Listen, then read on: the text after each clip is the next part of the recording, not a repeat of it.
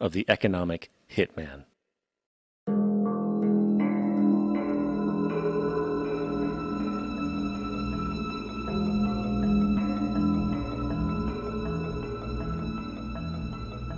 We economic hitmen really have been the ones responsible for creating this first truly global empire. And we work many different ways.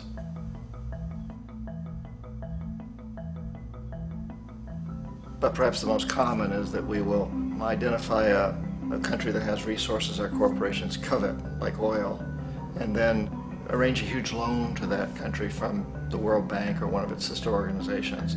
But the money never actually goes to the country. Instead, it goes to our big corporations to build infrastructure projects in that country, power plants, industrial parks, ports, things that benefit a few rich people in that country, in addition to our corporations, but really don't help the majority of the people at all. However, those people, the whole country is left holding a huge debt. It's such a big debt they can't repay it, and that's part of the plan, that they can't repay it. And so at some point, we economic hitmen go back to them and say, listen, you owe us a lot of money, can't pay your debt, so sell your oil real cheap to our oil companies. Allow us to build a military base in your country, or send troops in support of ours to someplace in the world like Iraq, or vote with us on the next UN vote. To have their electric utility company privatized and their water and sewage system privatized and sold to U.S. corporations or other multinational corporations. So there was that whole mushrooming thing, and it's so typical of the way the IMF and the World Bank work, that you put a country in debt, it's such a big debt it can't pay it, and then you offer to refinance that debt and pay even more interest.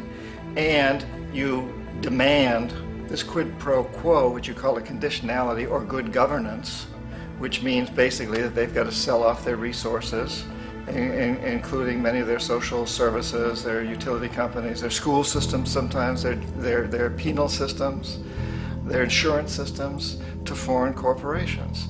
So it's a double, triple, quadruple whammy. The precedent for economic hitmen really began back in the early 50s when democratically elected Mossadegh, who was elected in Iran, he was considered to be the hope for democracy in the Middle East and around the world. He was Time Magazine's Man of the Year. But one of the things that he'd run on and began to implement was the idea that foreign oil companies needed to pay the Iranian people a lot more for the oil that they were taking out of Iran. The Iranian people should benefit from their own oil. Strange policy. We didn't like that, of course. But we were afraid to do what we normally were doing, which was to send in the military. Instead, we sent in one CIA agent, Kermit Roosevelt, Teddy Roosevelt's relative. And Kermit went in with a few $1 million and was very, very effective and efficient. And in a short amount of time, he managed to get Mossadegh overthrown and brought in the Shah of Iran to replace him, who always was favorable to oil. And it was extremely effective. Bombs overflow Tehran. Army officers shout that Mossadegh has surrendered and his regime as virtual dictator of Iran is ended. Pictures of the Shah are paraded through the streets as sentiment reverses. The Shah is welcomed home. So back here in the United States, in Washington, people looked around and said, wow, that was easy and cheap. So this established a whole new way of manipulating countries, of creating empire.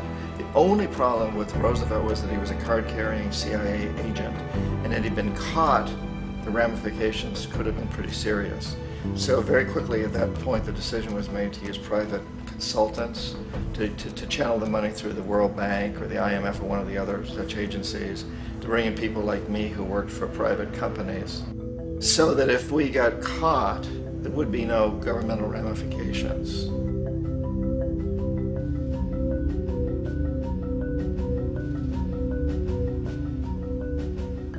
When Arbenz became president of Guatemala, the country was very much under the thumbs of United Fruit Company, the big international corporations. And Arbenz ran on this ticket that says, you know, we want to get the land back to the people. And once he took power, he was implementing policies that would do exactly that, give land rights back to the people. United Fruit didn't like that very much. And so they hired a public relations firm, launched a huge campaign in the United States to convince the United States people, the citizens of the United States, and the press of the United States, and the Congress of the United States, that Arbenz was a Soviet puppet, and that if we allowed him to stay in power, the Soviets would have a foothold in this hemisphere, and that at that point in time was a huge fear on everybody's mind, the Red Terror, the Communist terror. And so, to make a long story short, out of this public relations campaign came a commitment on the part of the CIA and the military to take this man out. And in fact, we did. We sent in planes, we sent in soldiers, we sent in jackals, we sent everything in to take him out, and did take him out. And as soon as he was removed from office, the new guy that took over after him basically reinstated everything to the big international corporations, including United Fruit.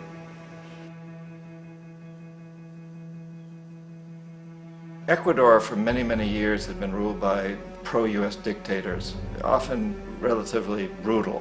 Then it was decided that they were going to have a truly democratic election. Jaime Roldos ran for office, and his main goal, he said, as president would be to make sure that Ecuador's resources were used to help the people.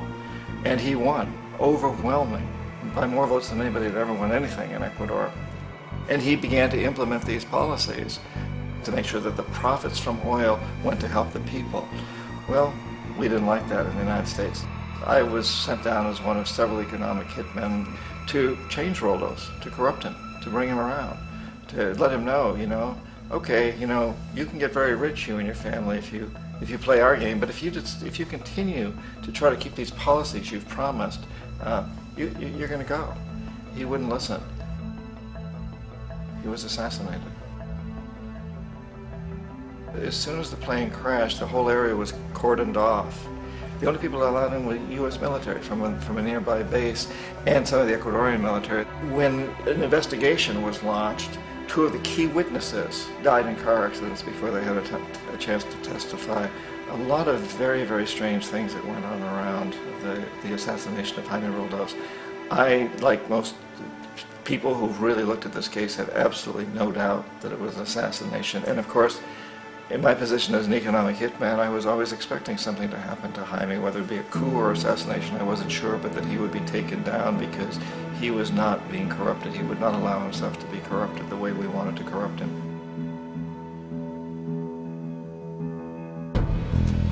Omar Torrijos, president of Panama, was, one of my favorite people. I really, really liked him. He was very charismatic. He was a guy who really wanted to help his country. And when I tried to bribe him or corrupt him, he said, look, John, he called me Juanito. He said, look, Juanito, I don't need the money. What I really need is for my country to be treated fairly. I need for the United States to repay the debts that you owe my people for all the destruction you've done here. I need to be in a position where I can help other Latin American countries win their independence and be free of this terrible presence from the north that you people are exploiting us so badly. I need to have the Panama Canal back in the hands of the Panamanian people. That's what I want. And so, leave me alone. Don't try to bribe me. It was 1981, and in May, Jaime Roldos was assassinated. And Omar was very aware of this. Torrijos got his family together and he said, I'm probably next, but it's okay because I've done what I came here to do. I've renegotiated the canal. The canal will now be in our hands. He just finished negotiating the treaty with Jimmy Carter. In June of that same year, just a couple of months later, he also went down in an airplane crash, which there's no question was executed by CIA-sponsored jackals. Tremendous amount of evidence that one of Torrijos' security guards handed him at the last moment as he was getting on the plane a tape recorder, a small tape recorder that contained a bomb.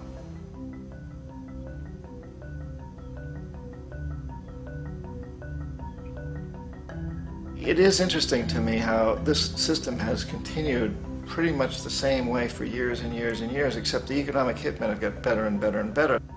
Then we come up with, very recently, what happened in Venezuela. In 1998, Hugo Chavez gets elected president, following a long line of presidents who had been very corrupt and basically destroyed the economy of the country. And Chavez was elected amidst all that. Chavez stood up to the United States, and he's done it primarily demanding that Venezuelan oil be used to help the Venezuelan people. Well, we didn't like that in the United States. So in 2002, a coup was staged, which is no